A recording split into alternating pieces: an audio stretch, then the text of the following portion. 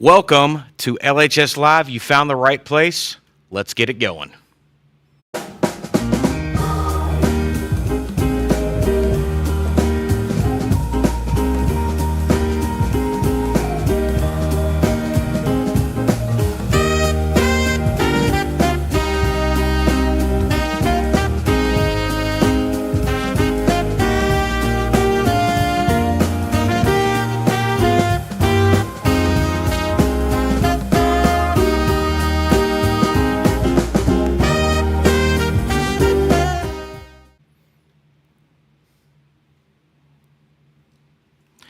All right, I'm Joe Roberts, Daxton Frazier with me, and I'm not a robot. You're not a robot. No. I got to relax a little bit. Yeah. Hey, this is our first LHS Live in some time, and it's kind of a new format, new cast of characters. Glad to have you, Daxton. You are the big senior this year. I am the big senior. So glad to be here. All right, been with this AV program. Now I've got a special job for you. You are the producer of this.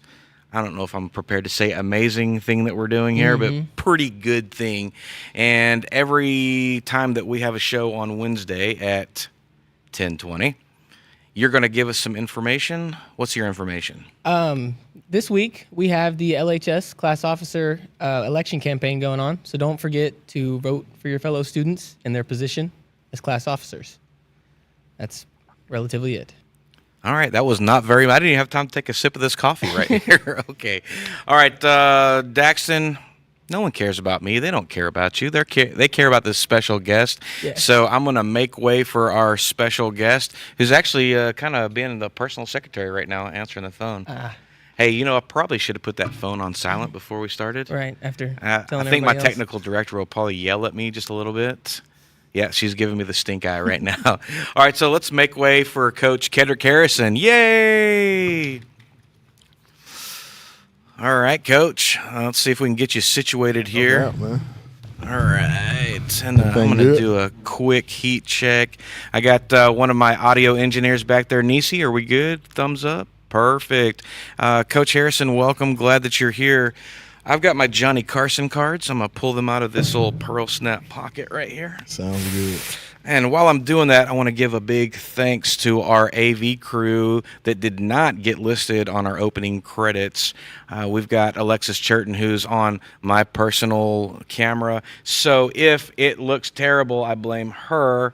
And then Nisi Badgett, who's over there being our audio engineer. And then Jace Alms, who is doing some audio engineering as well. At some point, we're going to get a camera where we can look right at them. As they get those horrified looks in their face. There you go, Jace. That's what I was looking for. Sponsorship money, right? That's right, waiting on the sponsorship money. Okay, and Daxton, I should have had you do this. I'll take care of a couple of bits of business, and then we're going to get right to you. Yes, sir. Valley Player auditions for A Christmas Carol coming up this weekend on Sunday and Monday at the library here in town. Well, not at the library, at the stage here in town. Sunday at 4 p.m., Monday at 6. And then some of our very own Parker Wright, Case and Storam, they're in a stage door production of Newsies down in Mont Bellevue. That's going to be starting, their second weekend starts tomorrow. It's really good. They had to add an extra show on Thursday because all these shows have been selling out. So, awesome. All right, now, Coach, see if I can get right into this thing. Let's do it. You are brand new, right? You're not a brand new coach, though. Right. You've been doing it. You played college ball. You've been doing the whole shebang, but this is your first time being an athletic director. Absolutely. So what is that like? Listen, it's not much. It's not as different as. Well, don't say that. Yeah. That's not job security. Yeah. Okay. But it's not as different as many people think it is. You know, I kind of knew at an early age, I kind of wanted to take the coaching role. I had some fantastic coaches that I had the opportunity to play for in high school, and, you know, they had a huge impact on my life. So I kind of knew right off the rip that's kind of what I wanted to do. So immediately after I got finished playing college ball, the day after Christmas, actually, I drove up to St. Joseph, Missouri, and I began my coaching career there. So Man, St. Joe, Missouri. yeah, absolutely. Every time I hear St. Joe, Missouri, I think of this classic movie, The Air Up There, with Kevin Bacon, his basketball coach. Uh-huh. I think they went up in that area. All right, so you are not Han Solo. You're not flying solo. You do have a wife. I do. And she'd probably get on my butt if I didn't mention her name. But Dalen Harrison. We've actually known each other quite a long time now. We've been married over 2 years now, going on 3, but we've been together for about 5 or 6 years now. She's actually the athletic director, girls athletic director over at Cleveland High School. But yeah, she's one of a kind. She keeps me in line for sure. I know I've mentioned this to you, but I've known your wife for almost 20 years now. Yeah, that's right. Livingston, right? Yeah, that's right. In Livingston, her wonderful mother, late father, two of the best BEST capital people that I've ever met in my entire life. And so if they signed off on you, I can't help but think that there's something going right. It's a funny story to this because her dad kind of orchestrated this whole deal. He used to always come to our games in Cold Spring, and he was like one of the officials. And she's older than me. Don't cat's out the bag, right? She's older than me, and she went on to play at Stephen F. Austin for basketball. Well, I came right afterwards, and her dad used to always tell her, like, "Hey, that kid from Cold Spring, he's coming to Stephen F. Austin. Make sure you take him out." And at first she wouldn't give me the time of day, but then eventually No doubt. she caved in, and now we're here. I'm telling you, just call him Big Ron. Man, he was not a small fella. Right. I loved. He had great stories. Just a really memory of him is just really awesome. Yes, sir. I was going to say this, and don't fire me for saying this. Okay. But how does it feel to be the second best athlete in your family? Don't let her tell you that. As I say, I still got it when I need it. I don't know if she can do that right now. So, but listen, it's all good. It's all good. I'm not running no races right now. Okay. All right, we won't put you on blast on that. Both has-beens now, right? So it don't matter anymore. All right, remember you said that. I did not say that. All right, so I guess let's kind of move on to the nitty-gritty, as it were. Okay. You've been coaching in Cleveland. You played the college ball, and then you apply for the athletic director spot here. You get it, and it's got to be hard kind of coming in late spring because you came in pretty late in the process. Right. I mean, what was it, after spring break, I believe? Yeah, after spring break. So, I mean, it's a lot of stuff you want to do right away, but obviously coming in at the time you do, you're just trying to make the most out of the current situation. And that's what we did. We immediately started looking at the staff and trying to build relationships with the kids that were already here and just getting good people in place for our kids because they deserve it. And that was our whole game plan when, every coach that's on staff is here first and foremost because they're a great person. And, those are the kind of people we want to surround our kids with. Now, you can correct me if I'm wrong, and I'm probably wrong 9 out of 10 times. It's been my experience, not here though, not in Liberty, but elsewhere, that when a new athletic director comes in, you kind of clean house and you kind of start over from the studs. You didn't do that. You kept the number of coaches from the previous, actually, couple of staffs. How is it kind of, you get to bring in a couple of people, but how is it relation building with people that you didn't necessarily hire? Man, that was one of my concerns when I first got here. But being around those guys in that coach's office, I mean, it basically seemed as if we've known each other our entire life. So everybody in the coach's office, we have a great relationship with each other. I think the expectations are clear and set, and I think our coaches have done a great job of holding our kids accountable and to the expectation and standard that we've already set. So we know it's not going to change just like this, right? But I'm looking forward to it, and I think we got the right people in place to get it done. Now, I didn't write this down because I just thought of it. It just came to this little brain of mine. You bring in these faces, these new folks. As you're integrating what you bring in to the staff that Yes, you sir. have here, are there any kind of general pitfalls or things that you have to navigate on that end? Well, change, first and foremost, not a lot of people love change, Oh, yeah.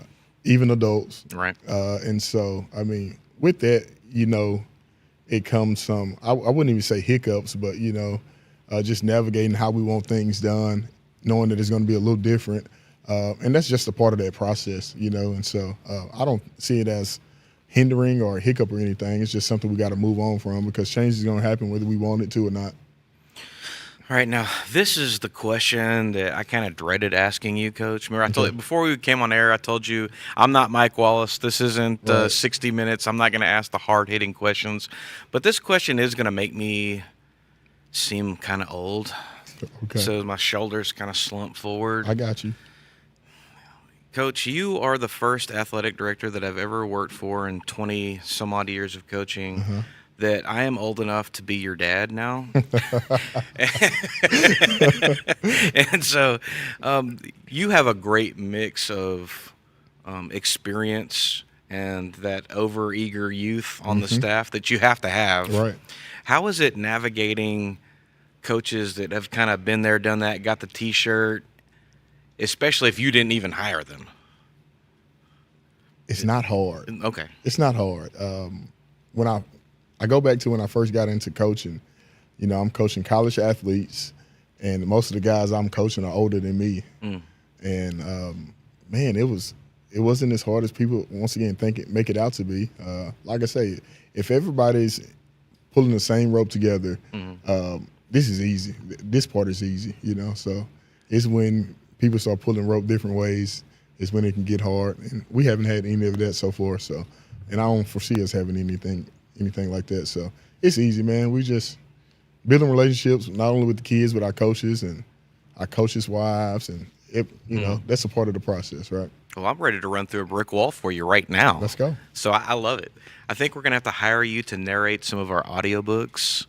I think people, Really? if they're just listening to this with their ears, they're going to be like, man, that guy's got a great voice. So Coach Wycliffe actually kind of took my spotlight. So about when I was in Palestine coaching there, I was always the announcer. I was always the guy that had to, when we had pep rallies and things of that sort, everybody wanted me to be the announcer. And so I'm okay with letting Coach Wycliffe do it because he does a great job, by the way. So Well, the real question is, do you look great in long socks and shorts?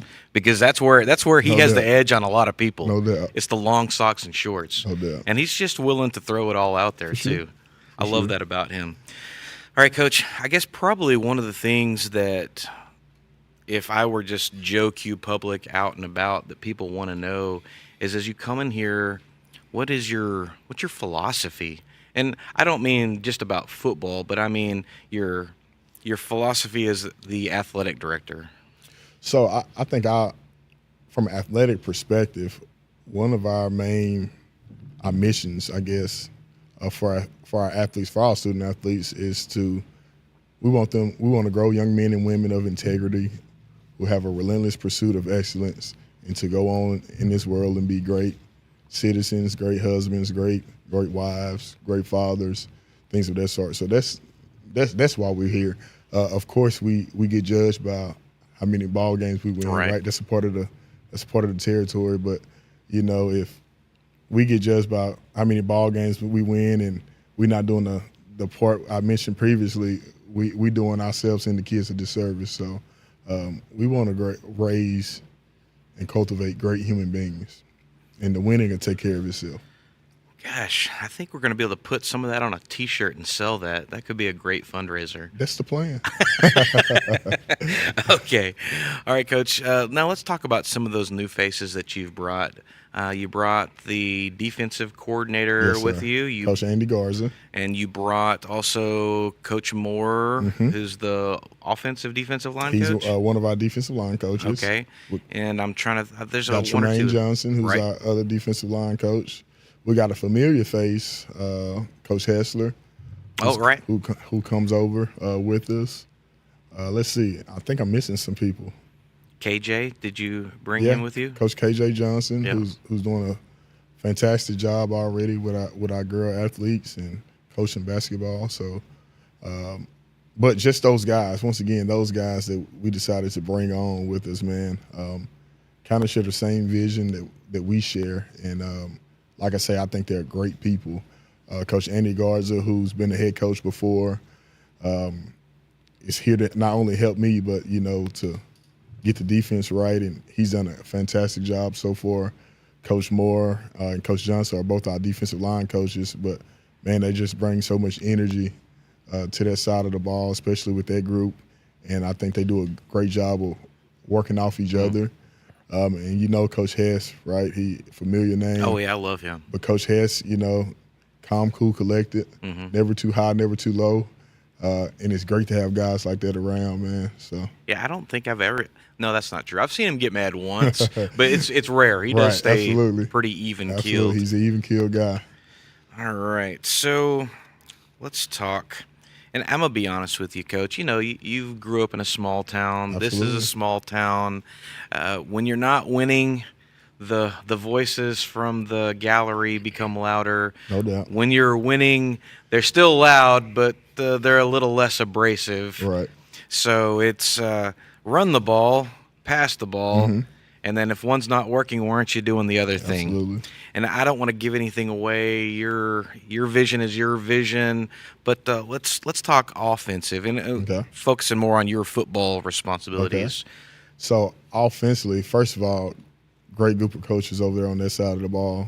Coach Smith, who's our offensive coordinator, he's done a fantastic job. The old man, Coach Joe Slack, is over there coaching the running backs. Once again, bringing expertise of being a head coach before, being in a coordinator position before. So he's helping along, especially those coaches on that side of the ball. We got Coach Berry coaching our receivers with Coach K. We also got Coach Brian Beck and Coach Walker looking after our offensive line. And I think, man, once again, from a philosophy standpoint, just not to give everything away, we're going to do what we have to do to make our kids be successful. If that's running the ball, we're going to run the ball. If that's airing it out, we're going to air it out a little bit, right? But we're going to do whatever we got to do to put our kids in the best position to succeed. You heard it here first, folks. He's going to do something football related to win. No doubt. No doubt. All right, now you are more defense oriented, right? Yes, sir. Absolutely. So let's talk about your philosophy there. So defensively, man, it's a few things that are pretty much non-negotiables, right? Having a great attitude and playing with great effort on defense. If you can do those things, you give yourself a chance. I think our coaches on the defensive side have instilled that in our kids thus far. And so when you watch those guys, you'll see that they're flying around to the football. We understand that no one's going to be perfect and we're going to make mistakes, but effort makes up for a lot of mistakes. And so our coaches on that side of the ball are doing a good job. Coaches on the offensive side of the ball are doing a good job. And once again, not to give everything away, it's no secret. We'll be a four-man front up front defensively. But once again, we're going to do whatever we need to do to put our kids in the best situation possible. So really what you're telling me is you're going to try to prevent the other team from scoring more than we score. Absolutely. Okay. If we do that, we win. So. You put that in a nice little package, put a bow on that one, and ship that off. We try to make football complex sometimes. Football is really simple. So if we just keep it simple. See, for me, football was always more simple when the weather got cooler. It was less simple in the dog days of August. That's for everybody, though, even our coaches. So we started off this year, and everything was in the mornings. And up until, I think, last week, we started having some evening practices, slowly just trying to get acclimated to the heat. This week, we've been all evening practices. And so, part of being the head coach is being able to adapt and adjust. And so we might actually go back to some morning practices just to be more efficient with our time, being able to, after school, to watch more film. Right. So. Now, this isn't just some random thing that you pulled out of your hat. Right. I believe we've got some UIL rules maybe coming down the pipe perhaps next year that are going to really dictate, especially in these hot parts of the year. Absolutely. Not to bash the UIL or anything. We love you, UIL. Yeah, you're absolutely. amazing. Thank you guys for all you do. But I think sometimes, those guys forget about the little guys. And we're little guys, and so we don't have the indoor facilities. We don't have turf fields. And so we become very limited on what we could do if they actually go ahead with these mandates, which is what we've all been hearing. Temperature mandates, Absolutely. right? So certain temperature, you can't be outside. If you get and it's not the actual temperature; it's the real field temperature, right? Right. So they take into effect the humidity, the temperature of the ground. All these things they factor in to get this wet bulb temperature, and so it's just it makes it harder on people like us who we don't have those facilities like a lot of schools do, and so but hey, it is what it is. We're gonna adapt and adjust and make the most out of it. I think I said that every day in the Marine Corps: improvise, adapt, and overcome. Yeah, absolutely. All right, Coach. I want to backtrack just a little bit now that we've kind of done that. You've already got some football action with the boys. Had a beautiful Meet the Panther watermelon scrimmage. That was awesome, by the way. Oh yeah, it's an event. Awesome. Absolutely. Had a great business, and the name is escaping me, but they donated all the watermelons for the watermelon scrimmage. So I can't remember your name, but you're awesome. Thank you. And then kind of the first look that the community had with the boys in pads. Pleased, not pleased? Don't answer that. I'm not your lawyer. How can I? Excited. Yeah. We were super excited how our guys went out and competed, but we know we're not satisfied with it. We got a lot of work to do still, but some of those non-negotiables we talked about early, they were on display at that scrimmage. We did a lot of things wrong. We probably did more things wrong than we did right, but their effort never faltered. They competed well. They had a great attitude, and so once again, we give ourselves a chance to win when we have those things. And so lot to improve upon, but I think we're heading in the right direction. Well, and I'm going to preface this next statement with some qualifiers, and the qualifiers were, I did play football in school, but I didn't play very long because I saw the writing on the wall. They weren't handing out scholarships to 5'7", 100-pound nothing kids who were.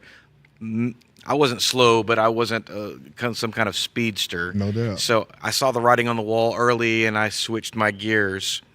But when I did play, my favorite part of the early practice days, and I remember coming home after two-a-days back in those days and just laying on the floor at lunchtime and don't touch me until it was time to go back. But my favorite part was when we got to pad up against other people, not our friends. Last week you got to do that against Anahuac. Yes, sir. And that's one thing we told the kids, like, guys, have fun and enjoy this moment because for the first time, you don't have to hit each other. You get to hit people in a different uniform, even though they call themselves Panthers, right? But you get to play against someone else, and so you should be excited about that. And I think they were, and I think, what you guys saw, those that was at the scrimmage, you saw a group of kids that are excited and competed and was having fun. Right. Tomorrow. Big one tomorrow. Got a big one, and we're going to do a 3-team scrimmage. Is that my understanding? It's a 3-way. So we got Diboll coming into town as well as Kirbyville, and so we're looking forward to those two teams just because they're playoff teams. Oh yeah, Diboll and both Kirbyville, both they always have some great athletes. They're playoff teams from last year. I always get excited about Diboll because that's my old high school defensive coordinator, my mentor. And those guys are always going to be big and fast, and so it'll be great to see kind of where we at as a team. And then Kirbyville coming off the great year they had last year with Coach Trey Allen, I think they'll be fired up. Coach, I'm gonna put a bee in your bonnet. Okay. Okay, I graduated from Corrigan Camden. We ain't gonna hold that against you though. Well, I'm not gonna hold that against you from where you graduated from. But Diboll was one of our monster rivals in school, and man, I know when you're setting up those scrimmages, it'd be beautiful to see my old Bulldog family once. I'm just throwing that out there, just whatever. We'll keep that in mind. Whatever. Absolutely. All right, so Coach, next week, season and home opener, 7:30 p.m. kickoff. Your hometown, Cold Spring, Oakhurst. Big one. Coach Ken Stanley, very familiar with him. In fact, he was the one that taught me way back in Livingston, how you can tell an offensive coach from a defensive coach by seeing them right on the board. Absolutely. Absolutely. What are we kind of expecting out of that So in the super far away distance? listen, I don't want you guys to think it's a big game just because it's my hometown or anything. It's a big game. We've already made banners. Oh my goodness. It's a big game because we're playing in it. Like the Liberty Panthers are playing in it. So every game is gonna be a big game as long as we're in it. But man, once again, another team that is gonna look the part. They're gonna be big, they're gonna be fast, especially for a 3A. And they're gonna bring a physicality that we gotta match if we wanna do what we want to do week 1 at home. So Coach Stanley's gonna have those guys locked in, ready to roll. And so we gotta come with our A game. All right, Coach, we're getting close to time. Got a couple minutes left. I want to ask you 2 more questions, Okay. and then I'm going to kick you out of here so you can get back to doing all the great things that you're doing. Yes, sir. You are bringing back a number of lettermen. Yes, sir. A couple of names jumped to my mind, and I know as the coach, you don't ever want to single guys out, but I'm not the coach, so I can single people out all I want to. Okay. You're bringing back a quarterback, Frankie Mares, Yes, sir. who's just showed some beautiful flashes of brilliance last year. Yes, sir. And then some flashes of, hey, he's only a 10th grader. Right. What are we expecting? Well, I think Frankie has done a great job as well as our offensive coaches. Not putting too much on him this year. We want him to be good at the things we need him to be good at. Make the routine play routinely, and he's done a great job stepping up as a leader and getting those guys on the side of the ball ready to roll. And so that's a testament to his work ethic as well as our coaches. And so we're looking forward to a big year for him. And then kind of finally for me with the kids, I feel like we're a bit undersized. All the kids have motors. They're ready to run through a wall for you. Nolan Kay leading just a fabulous group of young men, all the offensive line. They're all pretty with it between the ears. Right. How has that been to have guys that you can kind of draw in the dirt a little bit, as it were, and make it happen? Well, Nolan as well as some of those other older guys, our seniors and some of our juniors, our offensive line and defensive line should be the strength of our team.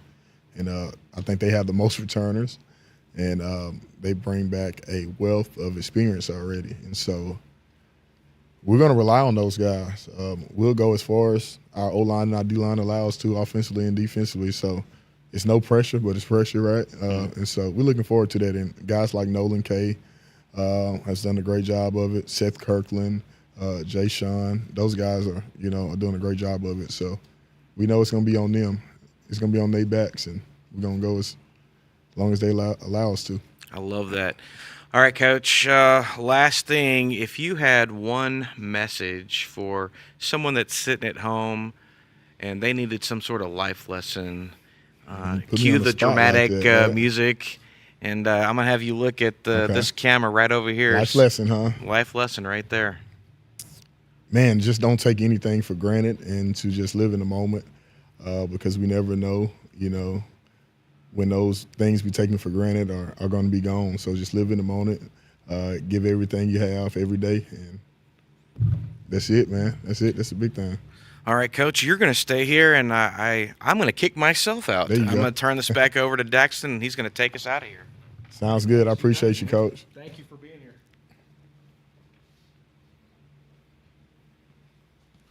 Back at it, huh? Back at it. All right, well, you've been watching LHS Live.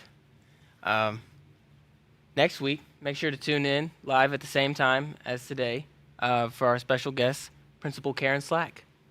We will see you next time.